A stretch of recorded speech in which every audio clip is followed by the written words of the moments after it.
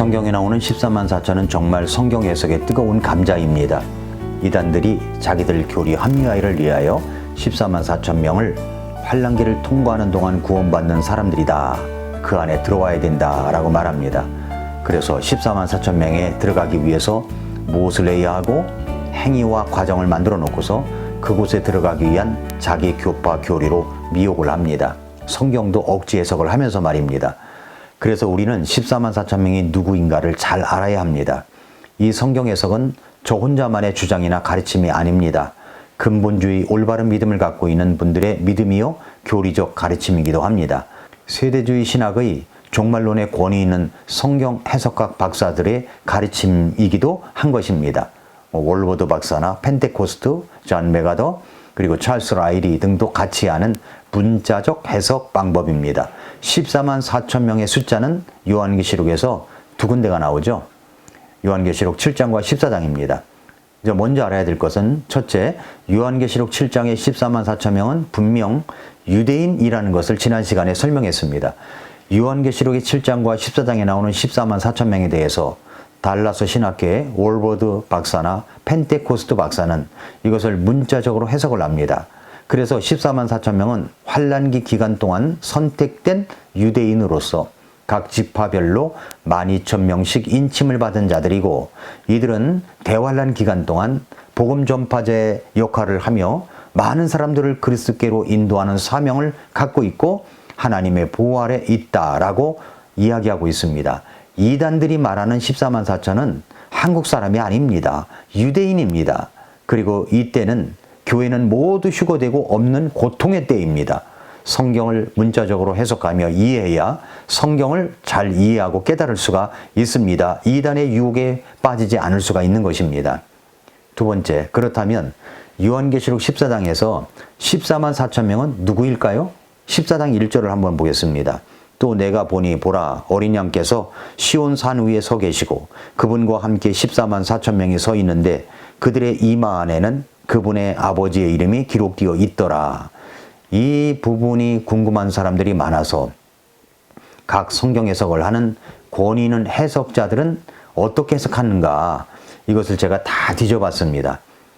예를 들어서 드와이트 펜테코스트는 보통 세대주의 관점에서 요한계시록을 해석하는 분인데, 이 14만 4천 명은 이스라엘의 12지파에서 선별된 유대인으로서 대환란 기간 동안 하나님을 위해 특별한 사역을 하는 사람들로 보고 있습니다.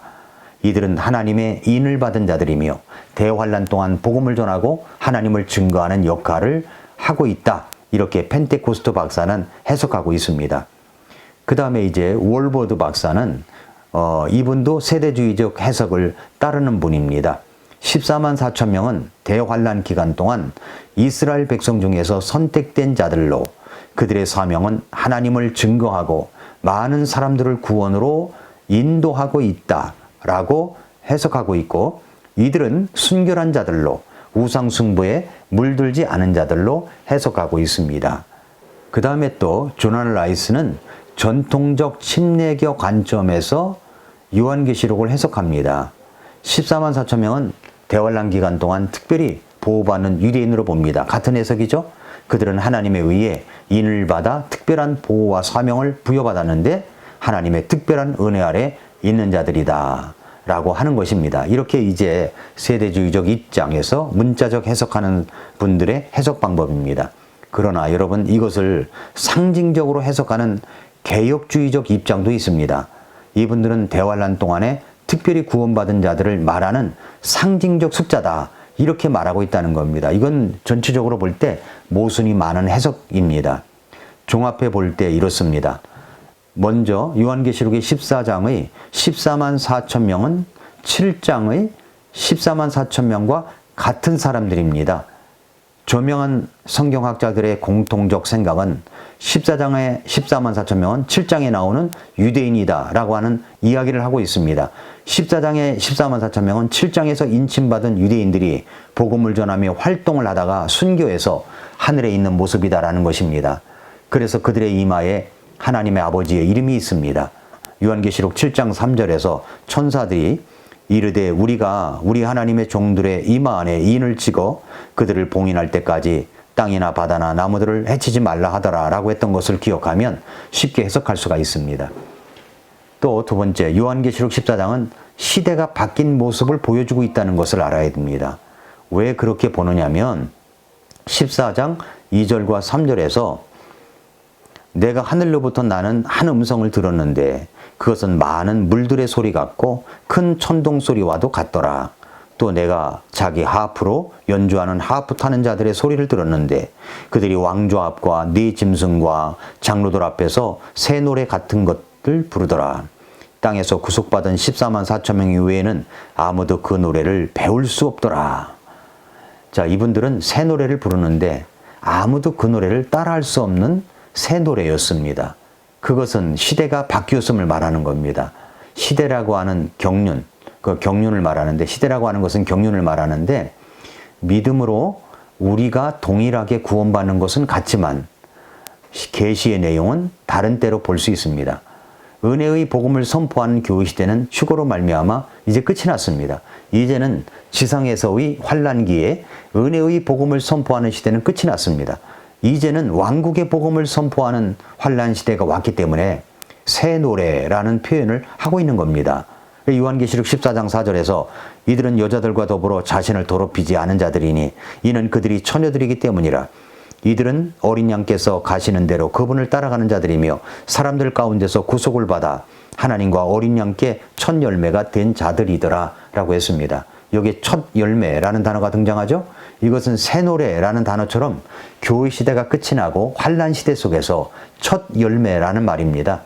또 처녀들이라고 하는 것은 교회 시대의 성도들은 그리스도의 정혼한 한 처녀로서 7년 환난기에 하늘에서 신랑과 결혼 예식을 하는데 반해서 환난 성도인 14만 4천은 이 지상에서의 처녀들입니다.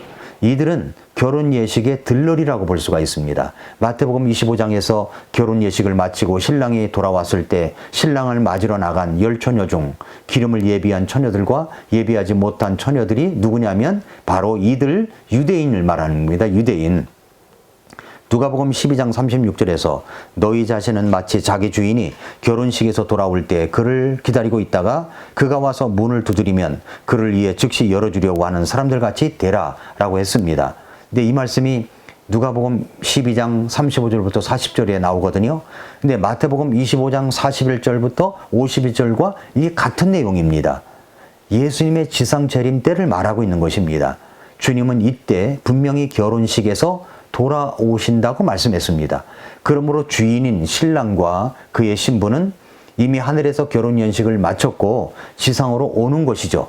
그러므로 주인인 신랑과 신부는 하늘에서 결혼식을 마치고 7년이 끝나는 시점에서 이 땅에 내려오는 것입니다. 이것은 명백한 사실입니다. 마태복음 24장 13절에서 끝까지 견디는 자는 구원을 받으리라고 했는데 많은 목사들이 이 말씀을 가지고 끝까지 믿음을 가지고 견뎌내야 그래야 구원받을 수가 있다고 가르칩니다만 그러나 이것은 잘못된 해석입니다. 이것은 환난기 끝이라는 것을 말씀하고 있는 내용입니다. 마태복음 24장 14절에서 왕국의 이 복음이 모든 민족들에게 증언으로 온 세상에 선포되리니 그제야 끝이 오리라. 그제야 끝이 오리라.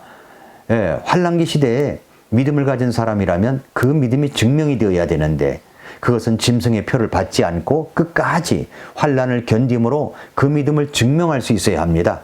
그런 의미에서 환난기에는 그 시기에 끝까지 견디는 것이 믿음에서 나오는 선한 행위다라고 하는 것을 이제 주님께서 인정하시고 말씀하신 것입니다. 그러므로 구원받을 시간은 언제입니까? 지금입니다. 지금이 구원받아야 할 때이며 구원의 시기입니다.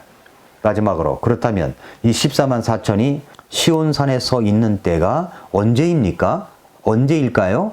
14장 1절을 다시 보시면 또 내가 보니 보라 어린 양께서 시온산 위에 서 계시고 그분과 함께 14만 4천 명이 서 있는데 그들의 이마 안에는 그분의 아버지의 이름이 기록되어 있더라라고 했습니다.